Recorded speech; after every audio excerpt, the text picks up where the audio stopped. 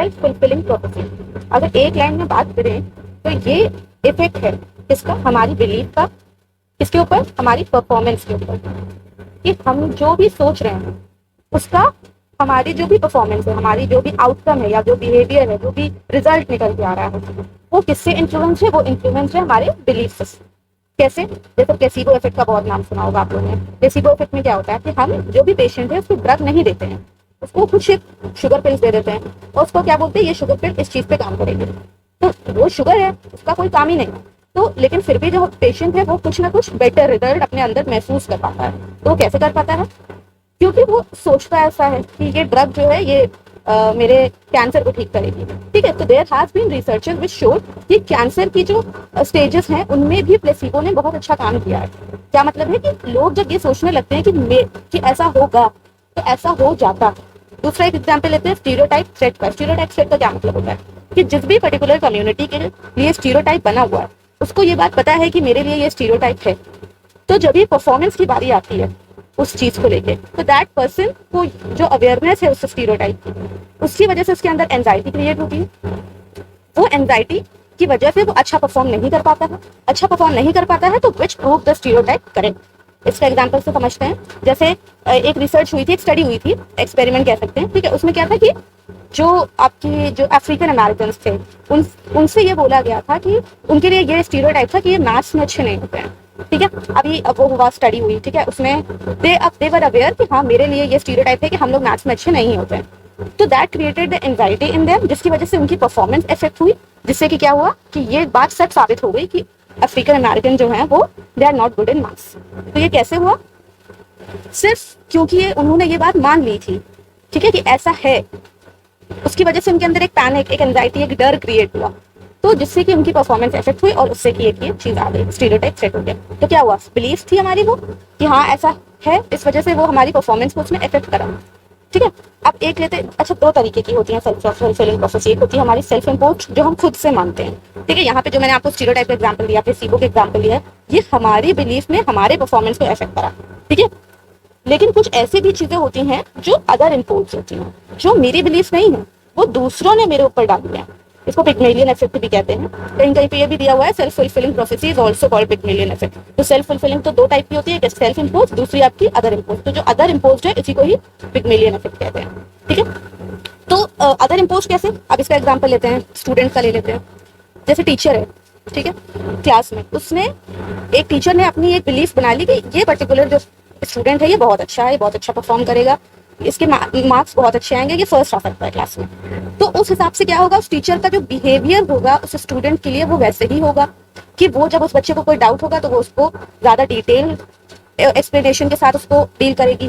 क्यों, क्योंकि उसको पता है ये बच्चा एक्सेल कर सकता है, इसलिए अगर मैंने इसका डाउट क्लियर कर दिया तो ये बच्चा मतलब अच्छे मार्क्स से या जो है परफॉर्म कर सकता है, अच्छे मार्क्स ला सकता है। ठीक है, तो अब उसका जो टीचर का जो बिहेवियर था उसकी वजह से जो स्टूडेंट का परफॉर्मेंस था वो अच्छा हुआ। अब वही टीचर अगर सारे बच्चे के साथ ऐसे ही करती कि उसको जो है वो अच्छा ट्रीट देती, हर बच्चे की प्रॉब्लम को सॉल्व करती, उसको समझती, लेकिन उस जो एक्स स्टूडेंट था उसके लिए ही टीचर का ये बिलीफ था कि ये बच्चा अच्छा परफॉर्म करेगा, इसलिए मुझे इसकी प्रॉब्लम सॉल्व करनी चाहिए, मुझे इसके डाउट्स को क्लियर कर देना चाहिए, तभी वो बच्चा अच्छा परफॉर्म कर पाएगा।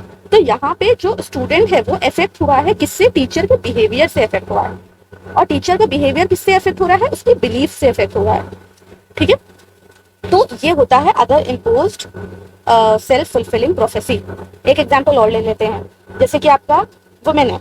वुमेन का क्या मतलब है कि आपने ये देखा होगा कि बहुत सारे मैनेजरियल रोल में वुमेन को नहीं इंक्लूड किया जाता है। क्यों, क्योंकि ये एक्सपेक्टेड है कि women are not good leader. ठीक है, या women are can not perform managerial task effectively.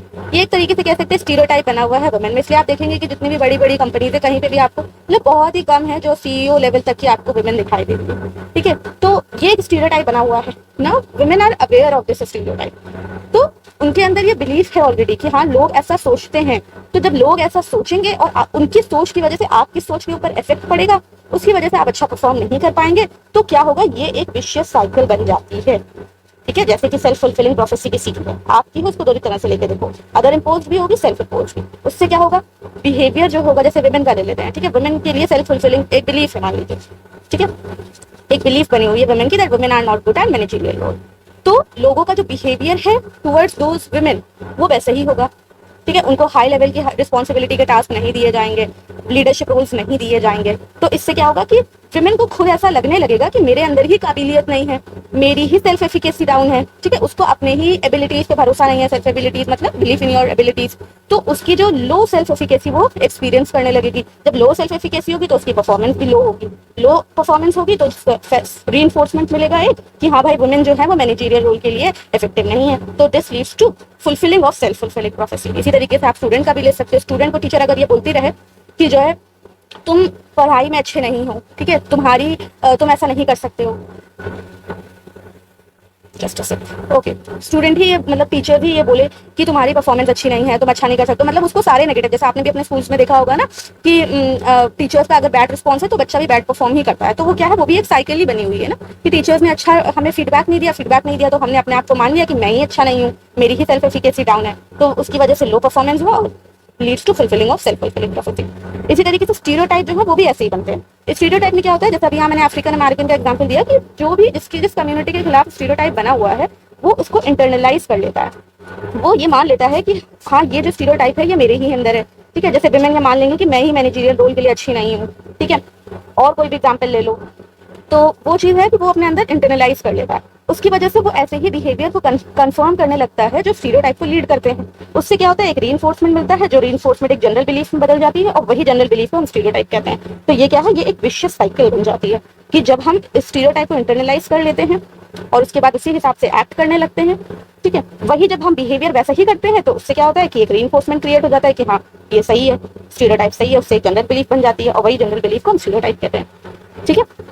एक चीज और होती है कि जो स्टीरियोटाइप है ये पॉजिटिव, अच्छा ये चीज तो मैं बता ही चुकी हूँ कि पॉजिटिव भी हो सकता है, नेगेटिव भी हो सकता है कि कैसे वुमेन की परफॉर्मेंस अगर हम ये मान लें, ठीक है, कि कोई भी बच्चा है वो अच्छा परफॉर्म कर सकता है भले ही वो कितना भी खराब स्टूडेंट हो। अगर आप जैसे मान लो किसी को ट्यूशन पढ़ाते हो, अगर आप टीचर हो या कुछ भी हो, तो ये आप प्रैक्टिकल करके देखो कि कोई एक बच्चा ले लो, वो भले ही कितना ही बेकार हो, कितना ही बुरा परफॉर्म करता हो, ठीक है, लेकिन आप उसके लिए एक अच्छी एक वो बना दो, उससे बोलो कि तुम कर सकते हो, यू कैन डू इट, ठीक है, उसकी सेल्फ एफिकेसी को इम्प्रूव कर दो, उसकी सेल्फ एफिकेसी को बढ़ा दो कि उसे लगने लगे कि हाँ मैं कर सकता हूँ, तो आप उसके अंदर एक बहुत अच्छे चेंजेस धीरे धीरे टाइम टू टाइम देखने लगोगे। तो ये क्या है, ये दूसरे की जो एक्सपेक्टेशन है वो अगर पॉजिटिव हो तो जो भी बच्चा है, जो भी जिसके भी बारे में हम बात कर रहे हैं, ठीक है, उसकी परफॉर्मेंस इंप्रूव हो सकती है, उसकी परफॉर्मेंस अच्छी हो सकती है। तो सेल्फ फुलफिलिंग प्रोफेसी दोनों ही तरह से काम करती है, पॉजिटिव भी और नेगेटिव। अब इसके लिए हम क्या कर सकते हैं अगर कुछ करा जाए तो, ठीक है, स्कूल है, मीडिया है, इनको अपना रोल अच्छे से प्ले करने की जरूरत है। स्कूल में जो है ऐसी एक्टिविटीज करी जाए, टीचर्स अपने बायसनेस को कंट्रोल कर पाए, ठीक है, मीडिया में ये चीज दिखाई जाए। जैसे अगर मान लीजिए कोई भी विमेन है या कोई भी ऐसा है जिसने स्टीरियोटाइप बर्स्ट किया है, मान लीजिए कोई भी विमेन जो हायर लेवल तक पहुंची है, ठीक है, सीईओ लेवल तक पहुंची है, तो उसका एक रोल मॉडल की तरह उसको सामने लाना चाहिए ताकि दूसरे लोग भी देखें कि जब वो कर सकती है हमारी कम्युनिटी से होके, देन व्हाई कांट वी, तो वो भी वो करने लगे। और दूसरी एक चीज सबसे बड़ी होती है अवेयरनेस। जिस बच्चे को, जिस किसी को भी, जैसे हम लोग हैं, हम सबको पता है कि सेल्फ फुलफिलिंग प्रोसेस कैसे काम करती है। अब आप खुद अपने अंदर देखो कि क्या आपके अंदर जो बिलीव्स हैं, आपकी परफॉर्मेंस है, क्या वो कहीं ना कहीं सेल्फ फुलफिलिंग प्रोसेस की वजह से तो नहीं हो रही है। तो जब आप ये अवेयरनेस आपके अंदर आ जाएगी तो this could also leads to breakage of this cycle, ठीक है। तो अब अगर देखें तो मॉरल ऑफ द स्टोरी क्या है, मॉरल ऑफ द वीडियो हमारा क्या है, थिंक पॉजिटिव, ठीक है, थिंक गुड, क्योंकि अल्टीमेटली होना क्या है, वही जो हम सोच रहे हैं। एक कोट है ना आपका, what we think we become, किसने कहा था ये, कार्ल युंग ने। तो हम जो सोचते हैं हम वो बन जाते हैं। तो चाहे किसी के भी बिलीफ हो, किसी के भी एक्सपेक्टेशन हो, हमारे अंदर एज सून एज वो आई, कोई दूसरा हमारे बारे में कुछ भी सोचे, डजंट मैटर, लेकिन as soon as we internalize उनकी बिलीफ, उनकी एक्सपेक्टेशन, हम वैसे ही काम करने लगते हैं। तो इसको तोड़ने का तरीका यही है, आप अच्छा सोचो, ठीक है, पॉजिटिव सोचो, ये साइकिल अपने आप ब्रेक हो जाएगी। So this is it for this video. Thanks for watching. Have a good day.